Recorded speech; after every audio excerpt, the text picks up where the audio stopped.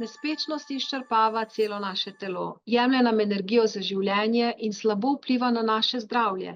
Jemlje nam produktivnost in nas na dolgi rok vodi v izčrpanost in v izgorelost.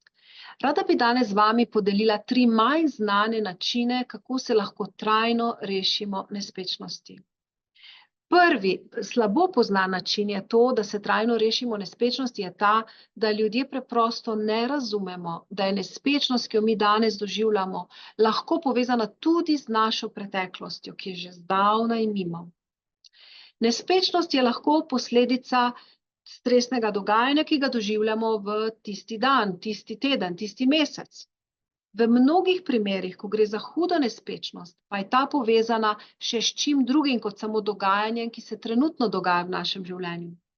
Velikokrat se izkaže, da je nespečnost mnogo bolj kompleksna stvar, kot se zavedamo.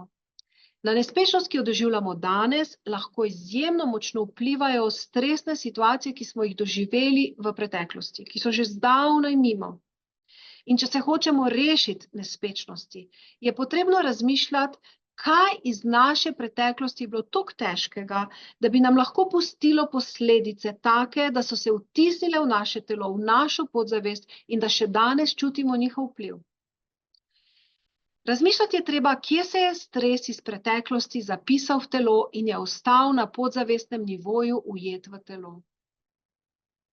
In drugi, manj poznan način, kako se trajno rešiti nespečnosti, je, da moramo razumeti vpliv naše podzavesti. Podzavest obvladuje 95% vsega, kar mi doživljamo, čutimo, počnemo.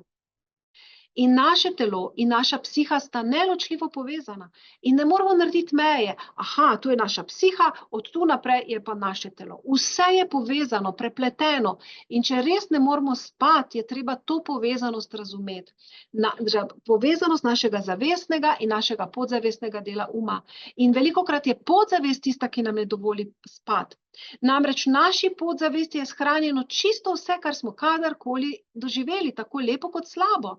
Naše telo si čisto vse zapomni in če smo v preteklosti doživeli obdobja, ko smo morda preveč delali in nismo spali, ali pa daljša obdobja, ko smo bili zaskrbljeni, prestrašeni, ko nam nekaj ni šlo, ali pa daljša obdobja za mamice, ki so se zbujale ponoči zaradi dojenčka. Vse to se je vpisalo v naše telo in vse to lahko ima na nek način direkten vpliv na naše počutje danes.